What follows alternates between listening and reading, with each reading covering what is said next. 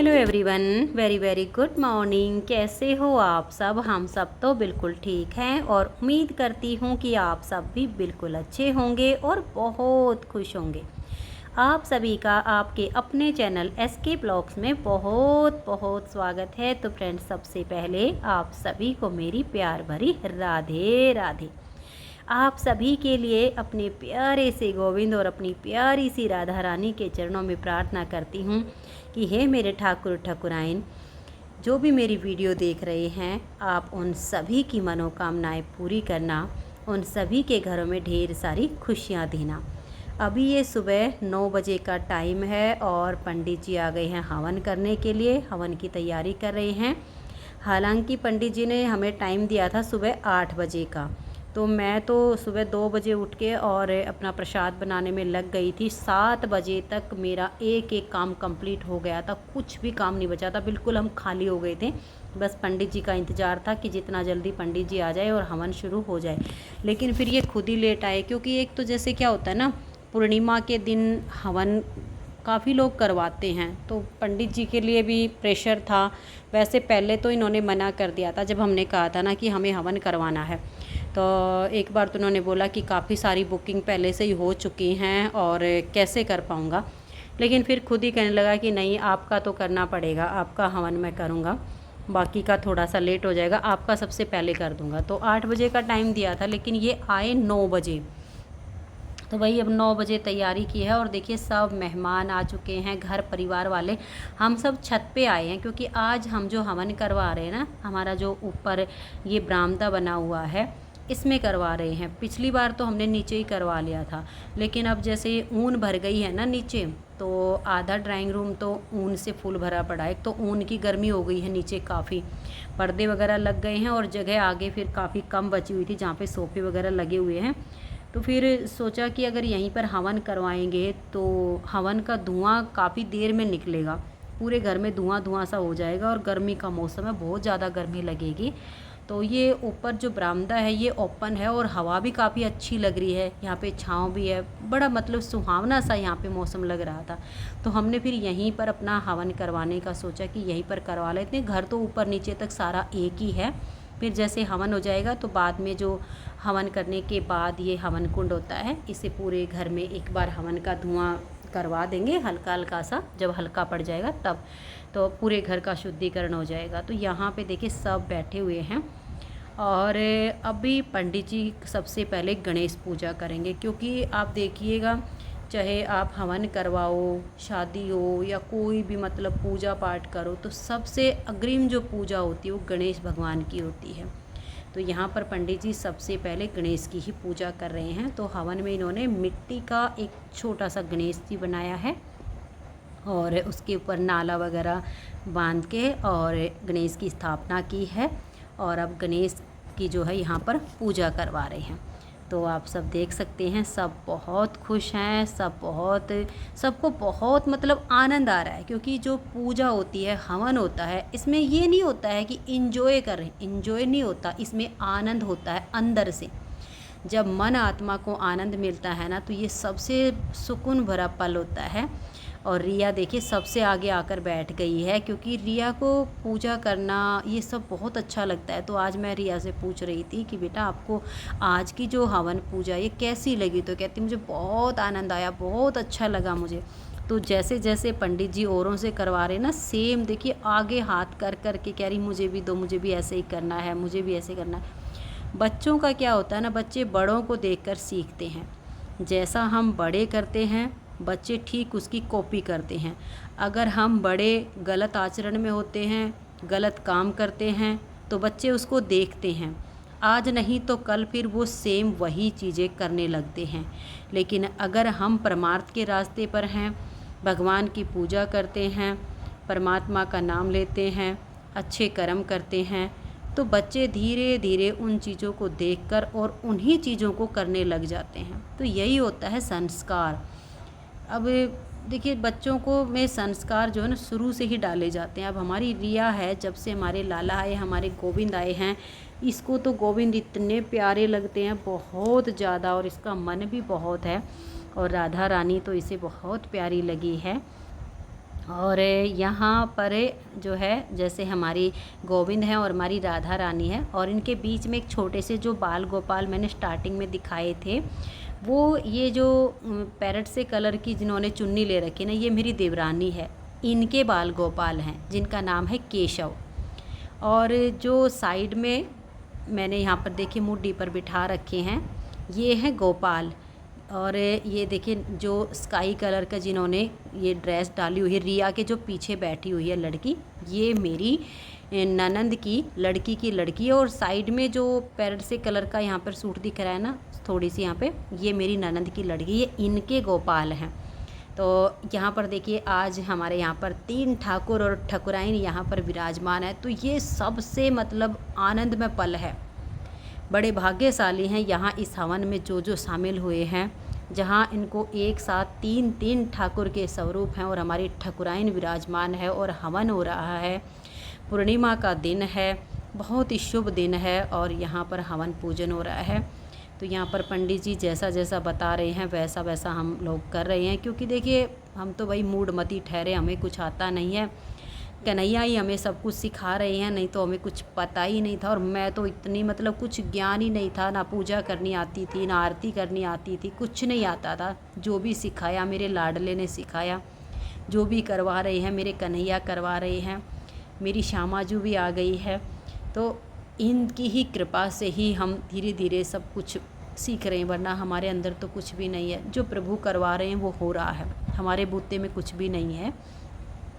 तो हमें तो पता नहीं है भाई कैसे आहुति डालनी है, कैसे मतलब क्या करना है। तो पंडित जी बताते जा रहे हैं कि जैसे अब गणेश भगवान जी की जहाँ पर पूजा अर्चना हो रही है, तो उनको जैसे फूल अर्पित किए हैं, जो नाला होता है वो वस्त्र के रूप में, और फल हो गए हैं, जल हो गया है, अन्न हो गया, ये सब ऐसे अर्पित किए गए हैं। तो वो सारी पूजा यहाँ पर पंडित जी करवा रहे हैं। तो फ्रेंड्स आप सब भी आइए और मानसिक रूप से इस हवन में, इस पूजा में शामिल हो जाइए।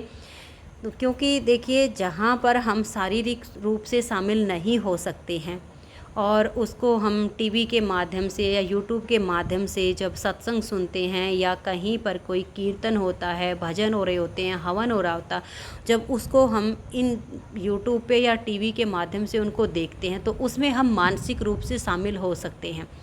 इसका मतलब ये होता है कि शरीर तो हमारा है वहाँ पर जहाँ हम हैं, लेकिन हमारा जो मन है वो वहाँ पर चला गया जहाँ पर पूजा हो रही, कीर्तन हो रहा है, सत्संग हो रहा है। तो इसे कहते हैं मानसिक रूप से शामिल होना। और शरीर से शामिल होना बड़ी बात नहीं होती है, मन से शामिल होना सबसे बड़ी बात होती है। और ये देखिए रिया ने अभी जो है जैसे जैसे हम कर रहे हैं वैसे वैसे किया है, तो इसके हाथों पे कुछ लग गया था, तो पंडित जी ने थोड़ी सी कॉटन दी थी कि इसे साफ़ कर दीजिए। और यहाँ पर देखिए मेरी लाडली और मेरे लाल ने बिल्कुल एक जैसी ड्रेस पहनी है। और देखिए ये चमत्कार नहीं तो और क्या होता है, मानने की बात होती है। कहते हैं ना कि मानो तो मैं गंगा माँ हूँ, ना मानो तो बहता पानी, ठीक वही होता है। और ये साक्षात लीलाएं जो है ना दिखती हैं ठाकुर ठाकुराइन की। मैंने लाडली आई थी हमारी 26 तारीख को, तो लाडली के आने के बाद मैंने 26 को वहाँ पे ऑर्डर दिया जहाँ से इनकी ड्रेसें मैं बनवाती हूँ। तो उन्होंने तुरंत इनकी ड्रेसें बनाना शुरू किया। 28 तारीख को इनकी ड्रेस जो है बन के तैयार हो गई, क्योंकि लाला की तो पहले बन के आ गई थी और लाडली की पहले ऑर्डर इसलिए नहीं किया था, मुझे ये था कि कहीं साइज़ छोटा बड़ा ना हो जाए, क्योंकि जब हम ऑनलाइन कुछ चीज़ें मंगवाते हैं तो उनमें थोड़ा ये होता है कि भाई साइज़ पता नहीं मतलब कितना होगा। तो मुझे ये था कि कहीं मेरी लाडो अगर लाडले से बड़ी हुई या छोटी हुई, साइज़ कोई ड्रेस का छोटा बड़ा हुआ तो फिर वो ड्रेस पहनाने में दिक्कत हो जाएगी, इसलिए मैंने पहले ऑर्डर नहीं किया था। फिर मैंने यहाँ पर 26 को ऑर्डर किया तो 28 को ड्रेसें कंप्लीट हो गई। 4 बजे मैंने उनकी पेमेंट कर दी ड्रेस वगैरह की कि अब आप इनको कोरियर कर दो। तो आज तक कभी ऐसा नहीं हुआ था कि उन्होंने वहाँ से ड्रेस कोरियर की और मुझे नेक्स्ट डे ड्रेस मिल जाए। 4 से 5 दिन लग जाते थे पार्सल मेरे घर आने में, कभी कभी तो 6 दिन भी लगे एक आध बार, तो नहीं तो 5 दिन में, तो 4 दिन में, 5 दिन में ऐसे पार्सल आया। अब उन्होंने 28 तारीख को वहाँ से शाम के 5 बजे के बाद ही कोरियर किया, और कोरियर निकलते हैं 7:30 बजे के बाद, चाहे हम उसको दोपहर में 1 बजे कोरियर वाले को दे दे या 5 बजे दे या 6 बजे दे, वहाँ से निकलेगा 7:30 बजे ऑफिस से। क्योंकि ये काम मैं करती हूँ तो मुझे पता है कि भाई हमारे को नॉलेज रहती है कि कितने बजे कोरियर निकलते हैं। और नेक्स्ट डे मुझे 11 बजे मेरा पार्सल मेरे घर पे मिल गया। और क्योंकि मेरी लाडली को ड्रेस पहननी थी, मेरे मन में ये भाव था कि मेरी प्यारी सी राधा और मेरे प्यारे से कन्हैया एक जैसी ड्रेस पहने, हवन में सुंदर लगे जोड़े में बैठे हुए, मन में भाव था ये।